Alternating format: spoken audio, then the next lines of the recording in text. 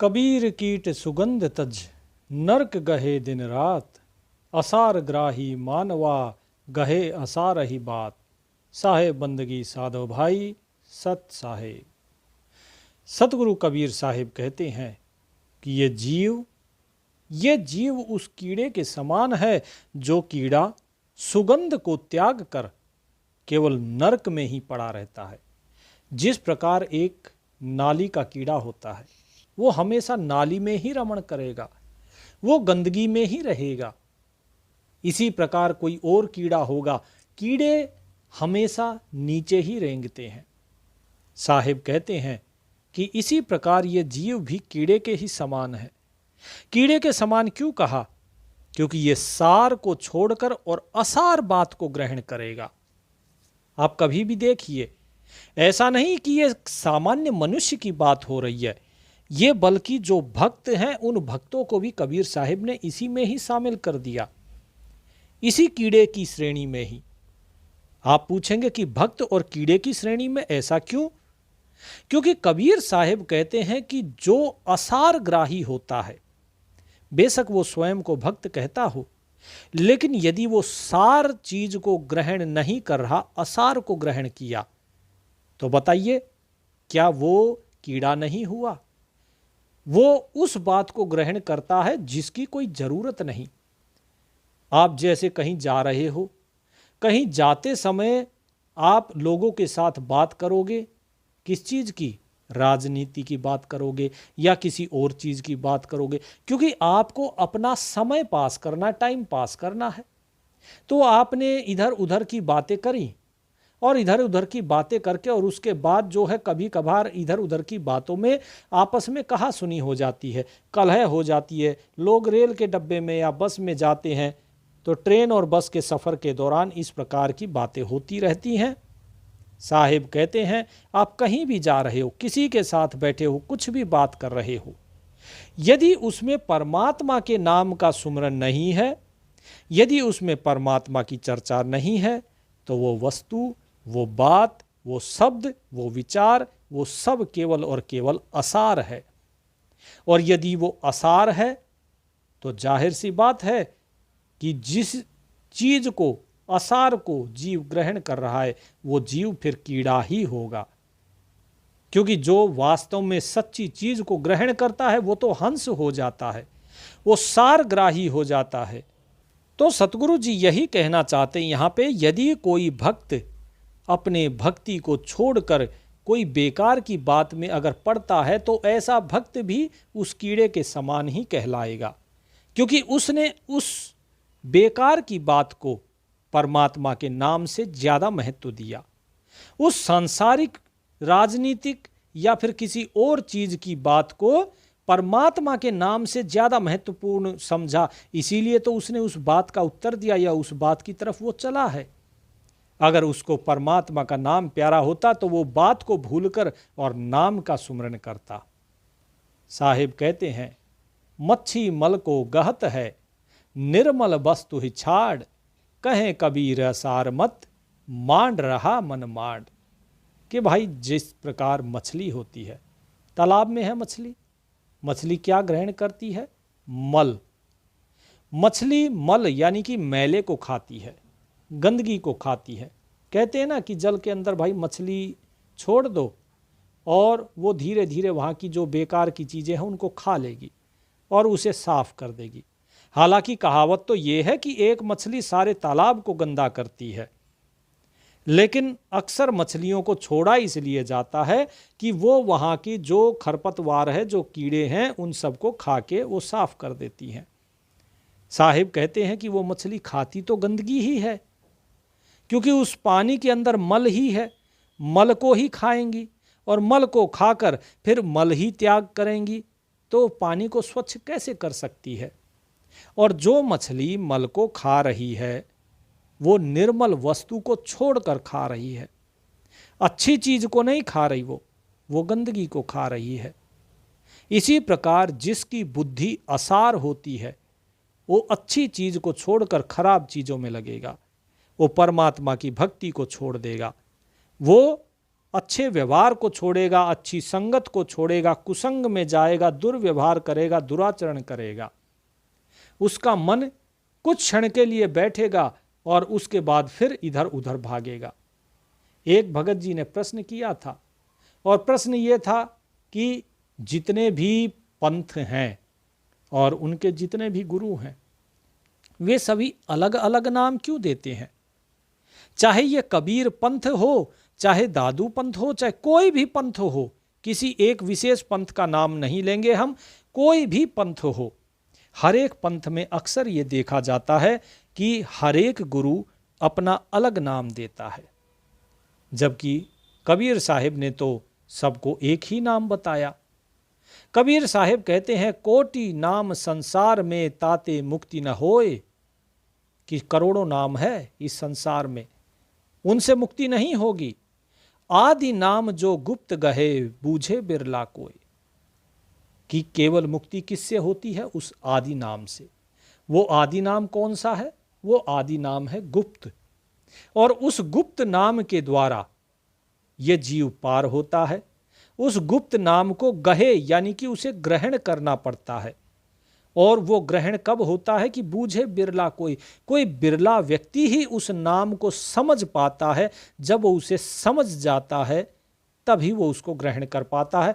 बिना उस नाम को समझे उसे ग्रहण नहीं किया जा सकता, क्योंकि वो नाम कोई ऐसा नाम नहीं है जिसे आप शब्दों में बता दो। वो नाम ऐसा नाम नहीं कि उसे कागज में लिख दिया कि ये परमात्मा का नाम है। परमात्मा तो स्वयं अनामी है। हमें बड़ी पीड़ा होती है जब एक भगत जी आकर ये कहते हैं कि हमें ये नाम मिला, जब उन्होंने हमें वो नाम आकर बताया, क्योंकि वो हमारे धोखे में किसी और के पास पहुंच गए, और जब वो किसी और के पास पहुंचे तो उनके पास भी वही नाम था जो वास्तव में कबीर साहिब के पास, कबीर साहिब ने आगे धर्मदास जी को नाम दिया, उनके पास वही नाम था जो बंदी छोड़ गरीबदास महाराज ने बताया। उसके बावजूद भी उन्होंने उन भक्तों को अलग अलग नाम दिए, और अंतिम जो नाम दिया, तीसरा सार नाम, वो भी उन्होंने सही नहीं बताया। जब भाव के लिए पूछा गया तो उन्होंने भाव भी नहीं बताया उस नाम का। हमें ये जानकर बड़ी पीड़ा हुई कि आखिर क्या है ऐसा, जीव क्या प्राप्त करना चाहता है किसी को गलत नाम देके? क्या कोई जीव ऐसा है इस संसार में जिसके अंदर परमात्मा निवास नहीं करता? यदि हर एक जीव उस परमात्मा का ही अंश है तो क्या हर एक जीव को मुक्ति का अधिकार नहीं है? जो भक्ति भाव से आता है, प्रेम भाव से आता है, किसी भी गुरु के पास आए, किसी भी महंत के पास आए, किसी भी ज्ञानी पुरुष के पास आए, तो क्या उसका यह अधिकार नहीं बनता कि वो उसे सत्य नाम दे? सच्चा जो नाम है मालिक का, जो साहिब ने बताया हुआ है, वो नाम दे। चलो ठीक है, एक पल के लिए हम ये भी मान लेते हैं कि आप व्यापार कर रहे हो, आप नाम को बेच रहे हो, कोई बात नहीं। हर एक व्यक्ति इस संसार में अपना पेट भरता है, चाहे कोई नौकरी करके भरता हो, चाहे कोई बिजनेस करके भरता हो, तो कोई कोई धर्म के नाम पर भी अपना पेट भरते हैं। जो कबीर साहिब बार बार कहते हैं, ब्राह्मणों के ऊपर, पंडितों के ऊपर कटाक्ष करते हैं। क्यों करते हैं? क्या इसलिए करते हैं कि वो धर्म के नाम पर लोगों को ठग रहे हैं? कबीर साहिब इसलिए कटाक्ष करते हैं कि ठीक है, तुम्हें पेट भरना है, भरो, उसमें कोई बुराई नहीं है। क्योंकि भाई देखो, पेट दिया है तो जाहिर सी बात है कि बेचारा इंसान उस पेट को भरने के लिए कुछ तो करेगा ही। अगर वो कुछ करेगा तो साहिब कहते हैं कम से कम जो सार है, जो सत्य है, उस सार को तो बताओ जीवों को। आप सार नहीं बता के आप स्वयं भी असार को ग्रहण कर रहे हो और जीवों को भी असार ही बता रहे हो। आटा तज भूसी गहे चलनी देख निहार, कबीर सार ही छाड़ के करे असार आहार। साहिब कहते हैं कि भाई ठीक है, जिसको जो करना है करो। कबीर साहिब किसी के जीवन यापन के ऊपर कटाक्ष नहीं करते, क्योंकि कोई व्यक्ति अच्छा काम करता है, कोई बुरा काम करता है, कोई उत्तम काम करता है, कोई अधम काम करता है। हर कोई बेचारा इस पेट से बंधा हुआ है। यदि ये पेट न दिया होता परमात्मा ने, काल ने अगर ये पेट ना बनाया होता तो शायद जीव को कुछ करने की जरूरत ही भी नहीं थी। लेकिन कम से कम आप बेच रहे हो, साखियों को बेच रहे हो, कबीर साहिब के शब्दों को बेच रहे हो, लेकिन उस नाम को तो सत्य दो। आप सत्य का व्यवहार क्यों नहीं करते? ये तो बताओ कि भाई ये नाम है जो साहिब ने बताया है और इस नाम का आप सुमरण करो। आप उनसे धन के बदले नाम देना चाहते हो, कोई बात नहीं, आप धन ले लो, नाम दे दो, लेकिन कम से कम सही नाम तो दो। आप जीवों से सेवा भी करवा रहे हैं, आप जीवों से उनका धन भी ले रहे हैं, और उसके बाद फिर नाम भी अगर सच्चा ना दिया जाए, सही नाम ना दिया जाए, और विधि तो खैर दूर की बात रह गई, उस नाम की विधि वो दूर की बात रह गई, अगर नाम ही सच्चा ना दिया जाए, कबीर साहिब कहते हैं कि भाई ये तो फिर घोर पाप है कि पापी पुण्य न भावही पाप ही बहुत सुहाए, माखी सुगंधी पर हरे जहां दुर्गंध तह जाए। कि जो पापी व्यक्ति होता है उसे कभी पुण्य नहीं अच्छा लगता, चाहे वो साहिब के दरबार में बैठा हो, लेकिन जिसे जूती चोरी करनी है, जिसे चप्पलें चोरी करनी है, उसका ध्यान तो चप्पल जूतियों पे रहेगा, साहिब की बाणी पर नहीं। वो तो ये देखेगा किसने अच्छी और बढ़िया जूती निकाली है, किसकी चप्पलें नई हैं, और उसी चप्पल को पहनकर भाग जाता है। एक बार हमने आपको बताई भी थी कि कबीर साहिब को एक बार मस्जिद में बुलाया गया और जो जूतियां थी उनकी, वो जूतियां चोरी हो गई। तो कबीर साहिब संत रविदास जी के पास पहुंचे थे बड़े प्रेम भाव से, और रविदास जी से एक जोड़ी जूतियों के लिए उन्होंने अर्ज करी थी। तो यही चीज साहिब कहते हैं कि भाई आप जो करते हो करो अपने यापन के लिए, लेकिन पापी तो ना बनो। तुम पुण्य नहीं कर सकते लेकिन पाप ना करो। किसी को, जीव को भटकाओ मत, किसी को काल के रास्ते पर ना भेजो। अगर काल के रास्ते पर भेज रहे हो, इससे अच्छा तो तुम उससे सीधा कह दो कि भाई तुम हमें इतना धन दो, तब हम आपको ये नामदान बताएंगे। उसे लेकिन सत्य नाम बताओ, सही नाम बताओ।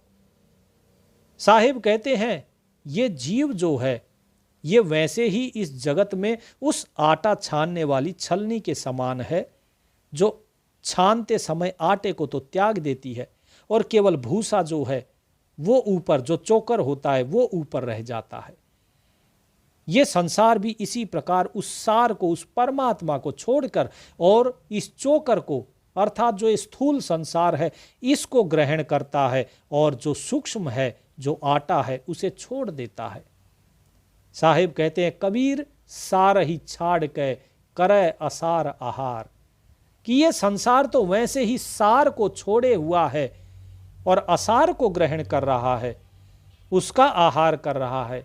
यदि उस पर भी जीवों को इस प्रकार से बहकाया जाएगा, फुसलाया जाएगा, उनको धोखा दिया जाएगा, तो क्या यह पाप नहीं है? एक माता बच्चे को कहती है बेटा भोजन कर ले, बेटा भोजन कर ले नहीं तो भूत आ जाएगा, बेटा दूध पी ले नहीं तो भूत आ जाएगा, या किसी और चीज से डराते हैं या किसी और चीज से। वो उनको सत्य भी तो कह सकते हैं कि बेटा भोजन कर ले नहीं तो कमजोर रह जाएगा, बेटा भोजन कर ले नहीं तो शरीर में ऊर्जा कम हो जाएगी, और यदि तेरे अंदर जान कम हो गई, ऊर्जा कम हो गई, तो लोग तेरा मजाक बनाएंगे, तुझे उपहास का पात्र बनाएंगे, तुझे मारेंगे, पीटेंगे, क्योंकि सबसे कमजोर तू ही है, और हर एक ताकतवर कमजोर पर ही अपना अधिकार जमाता है, उसी के ऊपर अपनी ताकत दिखाता है। माता ये भी कह सकती है, लेकिन बचपन से ही जीवों की आदत पड़ी हुई है असार को, असत्य को ग्रहण करने की। वो बच्चों को भी यही चीज सिखा देते हैं। फिर तो साहिब यही कहते हैं कि इस संसार की तो आदत ही है असार को ग्रहण करने की, असार का आहार करने की। लेकिन जब किसी संत महात्मा या किसी महंत या किसी ज्ञानी के पास आते हैं तो उनका यही धर्म होना चाहिए कि जितना हो सके उस जीव को कल्याण की तरफ अग्रसर करे, उन्हें सत्य नाम दे, उन्हें सत्य विधि बताए। साहिब कहते हैं यदि कोई ऐसा नहीं करता तो वो पापी है, और वो ऐसा इसलिए कर रहा है क्योंकि उसे पाप करना अच्छा लगता है, क्योंकि उसका जो स्वभाव है वो पापमय है। क्योंकि जिस व्यक्ति का आचरण पुण्यमय होगा, जिस व्यक्ति का आचरण भक्तिमय होगा, वो कभी पाप की तरफ नहीं लभेगा, वो हमेशा पुण्य की तरफ जाएगा, वो जीव के कल्याण की बात करेगा। इसीलिए या तो किसी को बताओ मत, कह दो कि भाई हमें नहीं पता, और बताना है तो सही बताओ। यदि आपको नहीं पता है तो आप किसी ऐसे को ढूंढो जिसे पता हो, उससे ग्रहण करो, उससे विनम्रता पूर्वक वो चीज ग्रहण करो और उसके बाद फिर उसे जगत को बांटो। इसे जो फैलाएगा वो पुण्य का ही भागी बनेगा।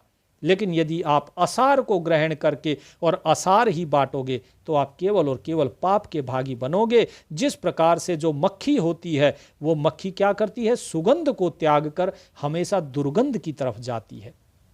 इसी प्रकार ये जीव जो है ये मक्खी के समान दुर्गंध के ऊपर बैठता है। ऐसा व्यक्ति जो जीवों को भटकाता है, जो खुद आसार ग्रहण करता है, वो उसी मक्खी के समान है, उन्हीं कीड़े मकोड़ों के समान है जो दुर्गंध पर जाकर बैठते हैं, सुगंध पर नहीं। उनके सामने स्वयं परमात्मा स्वयं अगर उनके सामने अवतरित भी हो जाएं तो भी वो उन्हें पहचान नहीं पाएंगे, क्योंकि उनके पास वो दृष्टि नहीं है। और जब पहचान नहीं पाएंगे वो उनके साथ भी वैसा ही व्यवहार करेंगे। अब जरा आप एक चीज के लिए सोचिए, जब हमारी जो स्वभाव है हमारा, यदि वो दूसरों के अंदर दोष देखने का हो गया तो बताइए क्या हम किसी के गुण देख पाएंगे? तो परमात्मा जो होगा, परमात्मा के भी हम केवल दोष ही दोष देखेंगे। तो साधो भाई, उस परमात्मा को पहचानने के लिए नजर भी तो होनी चाहिए। लेकिन हम हैं कि ये जीव केवल मक्खी बना हुआ है, ये सार को छोड़ के असार पे चला जाता है। कबीर साहिब कहते हैं, रस ही छोड़ छो ही गहे, कोल्हू प्रत्यक्ष देख, गहे असार ही सार तज, हृदय ना ही विवेक। कि भाई रस को त्याग कर, ये जीव जो है वो रस को त्याग कर और क्या करता है, छो ही अर्थात जो छोई रह जाती है गन्ने की। गन्ना जो होता है कोल्हू के अंदर उसकी पिराई होती है, उससे रस निकाला जाता है। और जो मक्खियां होती हैं वो उस रस पे नहीं बैठती, वो मक्खियां जाकर बैठती हैं जो छोई होती हैं उनके ऊपर भिन भिनाती रहेंगी। कबीर साहिब कहते हैं इसी प्रकार ये असारग्राही जीव है कि ये हमेशा उस असार को ही ग्रहण कर देता है और सार को त्याग देता है। 21,600 श्वास पूरे दिन में आती है और ये जीव ये पूरे जीवन में भी 21,600 बार उस परमात्मा का नाम नहीं लेता। साहिब कहते हैं कि भाई जरा समझो कि रस ही छाड़ छो ही गहे, कोलू प्रत्यक्ष देख, गहे असार ही सार तज, हृदय ना ही विवेक। उसके हृदय में वो विवेक है ही नहीं। जो विवेक परमात्मा ने उसे दिया है, जो सार और असार का निर्णय करता है, जो सार और असार का भेद बताता है, उस विवेक का वो इस्तेमाल नहीं करता। उसे तो उसने किनारे लगा दिया, क्योंकि ये संसार के पीछे भाग लिया। अब हम एक महंत जी से मिले थे, बड़े ही अच्छे। उन्होंने जितना भी धन था सारा सब कुछ एक अस्पताल बनवाया। उस अस्पताल को उन्होंने सरकार को दान कर दिया कि आप चलाइए, लोगों का रोग दूर कीजिए निःशुल्क। ये होता है दान, कि जहां पर एक साधु संत अपनी तरफ से ये सारी चीजें करके और समाज कल्याण के लिए आगे कर देता है। ना कि वो संत होता है जो जीव से धन लेकर और उसके लिए फिर उसे अपने ऊपर खर्च करे। वो संत नहीं, वो साधु नहीं है, वो असाधु है। साहिब कहते हैं कि ऐसे व्यक्ति सार को त्याग कर असार ग्रहण करते हैं, उनके हृदय में विवेक होता ही नहीं। तो हमने उन्हें प्रणाम किया और आज भी हम बड़े कृतज्ञ हैं, आभारी हैं कि हमें ऐसे महात्मा के दर्शन हुए जो त्यागी भाव के थे, जिन्होंने अपने स्वयं के ऊपर कुछ ना खर्च करके, हालांकि वो बीमार थे, उसके बाद भी उन्होंने स्वयं के ऊपर ना खर्च करके उन्होंने समाज कल्याण के लिए अपने सारे धन को व्यय किया, सारा धन खर्च किया। क्योंकि शरीर तो नश्वर है, एक दिन जाना है, कितना लंबा इसको संभाल लो, एक ना एक दिन तो इसे छोड़ना ही है। तो यदि उस धन को समाज कल्याण के लिए लगाया जाए तो साहेब उसे ज़्यादा उत्तम मानते हैं। दूध त्याग रखते गहे, लगी पयोधर जोंक, कहें कबीर असार मत, लक्षण राखे कोक। असार ग्रही के लक्षण बताते हैं कबीर साहेब और कहते हैं कि भाई जो व्यक्ति जिस प्रकार से जोंक होती है या चीचड़ होता है, चीचड़ को आपने देखा होगा, जोंक को देखा होगा, जब किसी तालाब के अंदर कोई भैंस जाती है, गाय जाती है, तो उस तालाब में जो जोंक होती है वो उसका खून पीना शुरू कर देती है, वो चिपक जाती है भैंस के या गाय के, और उस पे जब चिपक जाती है तो उसका खून चूसती है, उसके थनों पे लग जाती है तो थनों से खून पीती है। जिस थन के अंदर दूध है उस दूध को त्याग कर वो रक्त का पान करती है। ये जोंक का स्वभाव है। ठीक इसी प्रकार साहिब कहते हैं कि जिसकी मति असार है, जो असार मति के लोग होते हैं, जो असार ग्राही, जो सार ग्राही नहीं, यानी जो असार को ग्रहण करने वाले व्यक्ति होते हैं, इसी प्रकार वो भी ऐसे ही लक्षण रखते हैं। वो क्या करते हैं? लक्षण राखे कोक। कोक किसको कहते हैं? एक सरहंस नाम का पक्षी होता है जो कि मछलियां खाता है, अर्थात वो हंस की तरह मोती नहीं चुगता, सरहंस की तरह वो मछलियां खाता है। तो साहेब कहती हैं ऐसी असारमती वाले लोग होते हैं। ये अच्छी चीज की तरफ नहीं, ये बुरी चीज की तरफ जाते हैं। संसार का धन, संसार की माया, इस सब को वो इकट्ठा करते हैं और वे बड़े प्रसन्न होते हैं कि हाँ हमारे पास इतना धन है। लेकिन कबीर साहिब कहते हैं ये जितना तुम्हारा धन है इसका करोगे क्या? भोजन तो उतना ही करना है जितना पेट है। आप इससे कर क्या लोगे? इससे आप केवल और केवल इस नश्वर, इस विकारी शरीर के ऊपर चाहे आप चंदन लेप लगाओ, कुछ भी करते रहो, इस शरीर का बुढ़ापा नहीं रोक सकते, इस शरीर की बीमारी नहीं रोक सकते, रोग नहीं रोक सकते हो, इसकी मृत्यु को नहीं रोक सकते हो। फिर धन किसके लिए, किसकी खुशी के लिए कर रहे हो, किसके लिए जोड़ रहे हो? और जिसके लिए तुम ये जोड़ रहे हो, क्या वो इस धन को भोग पाएगा? क्या आपने कभी सोचा? हमारी आंखों के देखते देखते हमने ऐसे ऐसे लोग देखे हैं जिनके परिवार में 5-5, 6-6 बच्चे थे और 6 के 6 एक ही एक्सीडेंट में खत्म हो गए। जिनके लिए इतनी रिश्वत ली, इतना भ्रष्टाचार किया, वो 6 के 6 बच्चे एक साथ खत्म हो गए। आखिर में रोने पीटने के सिवा उसके पास कोई रास्ता नहीं था। लोग कहते थे अरे भाई देखो इतना भ्रष्टाचारी है, बड़ा आनंद में है, बड़ा खुशी से है, परमात्मा पता नहीं ऐसे लोगों को दंड क्यों नहीं देता है। ये अमीरों को दंड नहीं देता, भ्रष्टाचारियों को नहीं देता, केवल गरीब को ही पीछे पड़ा रहता है। हम उनसे कहते हैं कि जरा देखो परमात्मा का न्याय, कि जिसके लिए कमाया, जिसके लिए भ्रष्टाचार किया, आज वही नहीं रहे। केवल अब इनके पास धन है लेकिन उस धन को भोग नहीं सकते। कई लोग ऐसे हैं जिनके पास केवल धन ही धन है लेकिन स्वास्थ्य नहीं है। क्या लाभ है उस धन का अगर स्वास्थ्य ही ना हो? उस धन को यदि भोग ही ना सके तो वो धन एक भार बन जाता है, एक ऐसा भार जिस प्रकार से गधा भार को ढोता रहता है मृत्यु पर्यंत तक, इसी प्रकार जीव उस भार को ढोता रहता है लेकिन उससे कुछ भी उसे हासिल नहीं होता।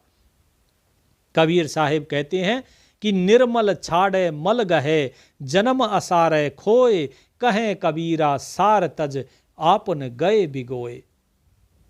कि भाई निर्मल को छोड़ के और मल को ग्रहण कर रहे हो, जन्म असारे खोए, और तुम्हारा ये जन्म ये असार में यानी व्यर्थ में ही खो रहा है, क्योंकि तुमने जिस तत्व को जानना था उस तत्व को तो जाना नहीं। और जो ये बेकार की चीज थी, वो संसार जो पल पल में बदलता है। आपने कभी ध्यान दिया हो, एक जो पौधा होता है उस पौधे के ऊपर फूल आता है, हल्का सा छोटा सा।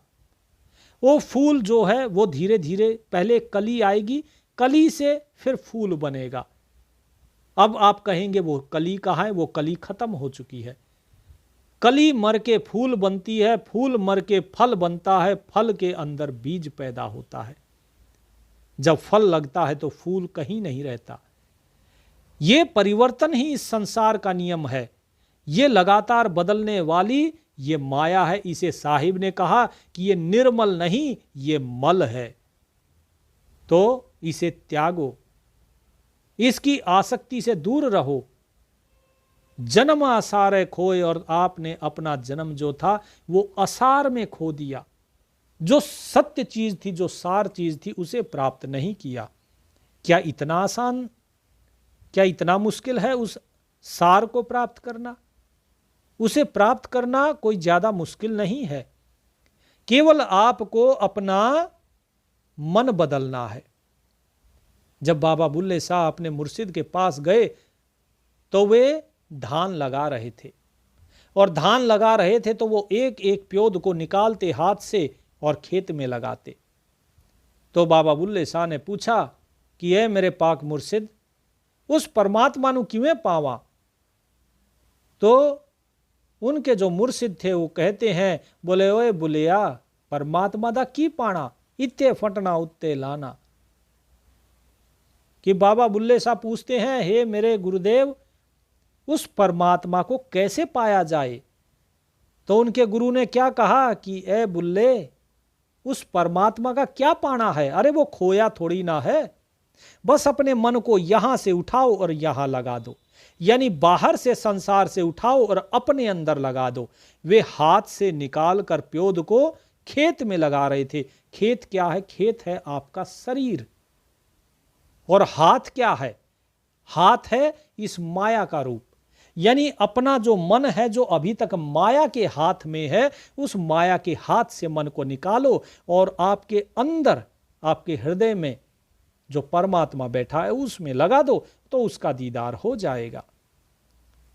कबीर साहिब क्या कहते हैं?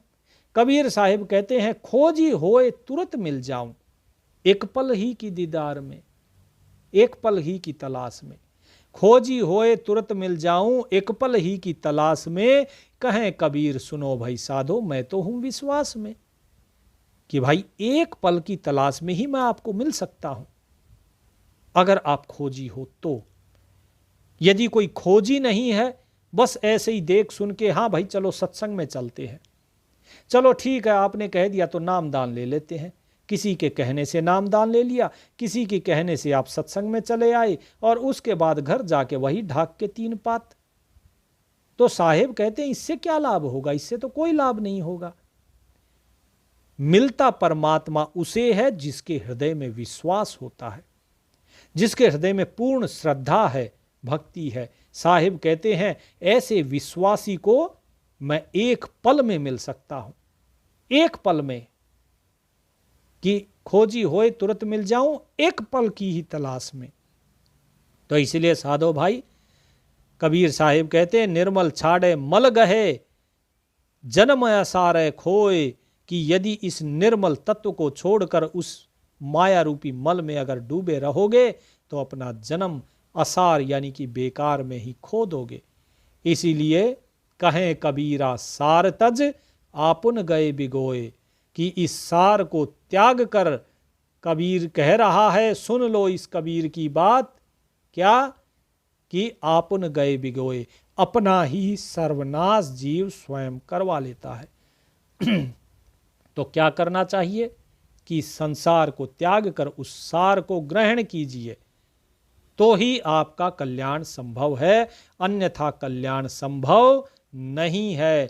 बूटी बाटी पान कर, कहे दुख जो जाए, कहे कबीर सुख ना लहे, यही असार सुभाए। आपने बहुत से लोगों को देखा होगा, वो क्या करते हैं? वो हर चीज में नुक्स निकालेंगे, हर चीज में ऐसी बात को ढूंढेंगे जो उन्हें कष्ट देती है। वो कहेंगे फलाने ने ये बात मुझे कही, क्यों कही?